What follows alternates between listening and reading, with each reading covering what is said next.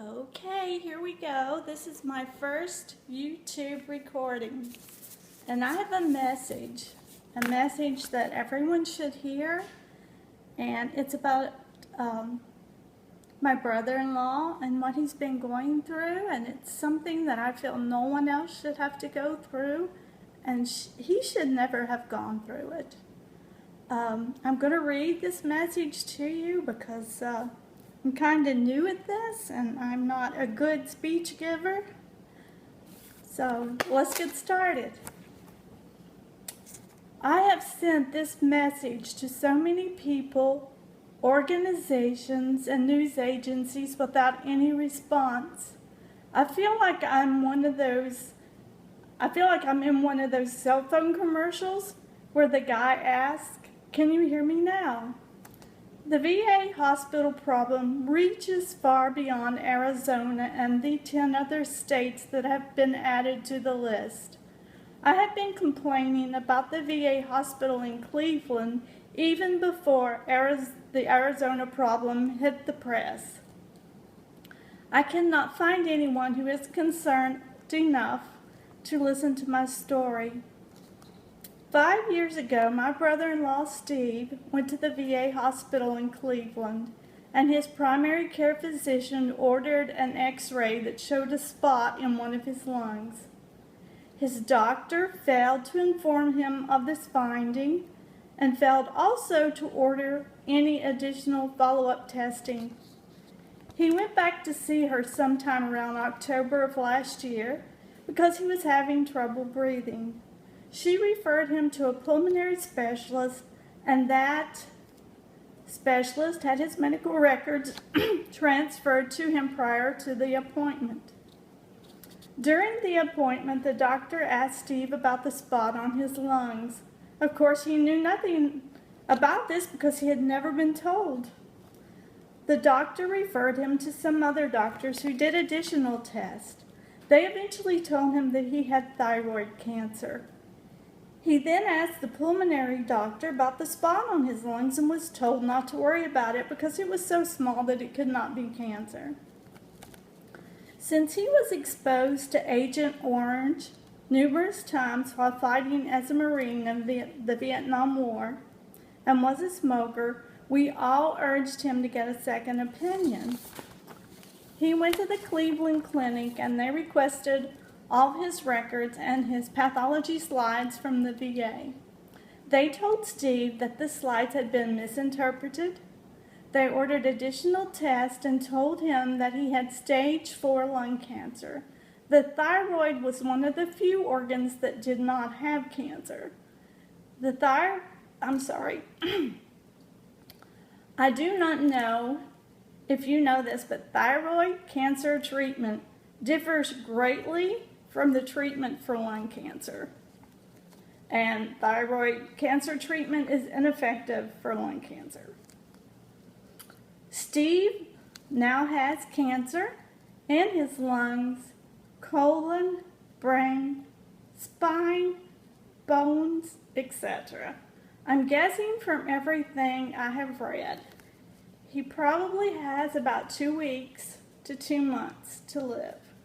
He asked that his doctors not give him this information. I think it's because my sister cannot handle this knowledge, so if you know Steve, please don't mention the time frame to him. The fact that he had Agent Orange exposure and that he was a smoker should have raised a red flag to his PCP that a 12-year-old could not have ignored. What is going on here? The Cleveland Clinic said that if they had seen Steve 5 years ago, he could have been cured.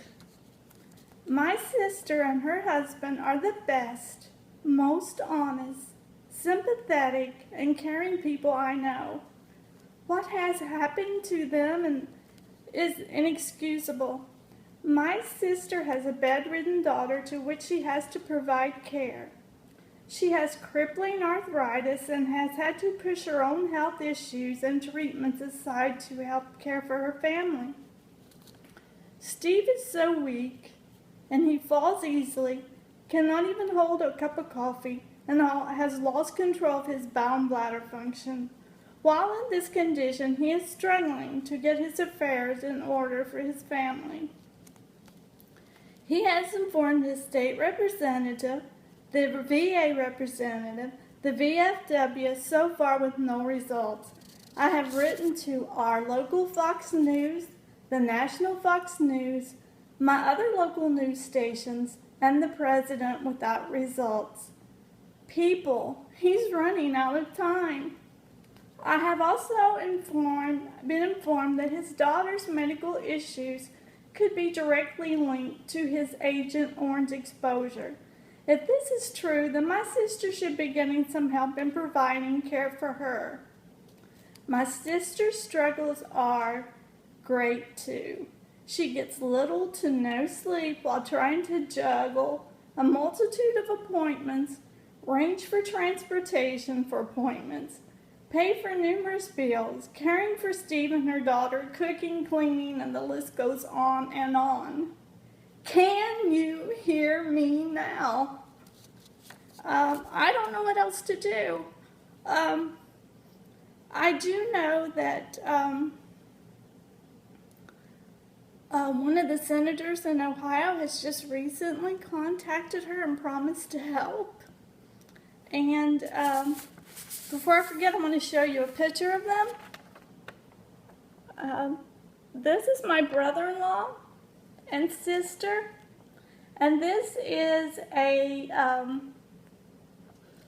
after his first chemo treatment and after being released from his second hospital visit. He has lost all his hair, and I feel really bad because he started getting bald very early in life on the top. And he tried to get me to work at one of those places once that treat baldness so he could get a discount. And once he went out and he bought some kind of snake oil and rubbed it on the top of his head every night before he went to bed. And we used to joke with him unmercifully because all it did was take the varnish off the headboard of his bed. And now he has no hair.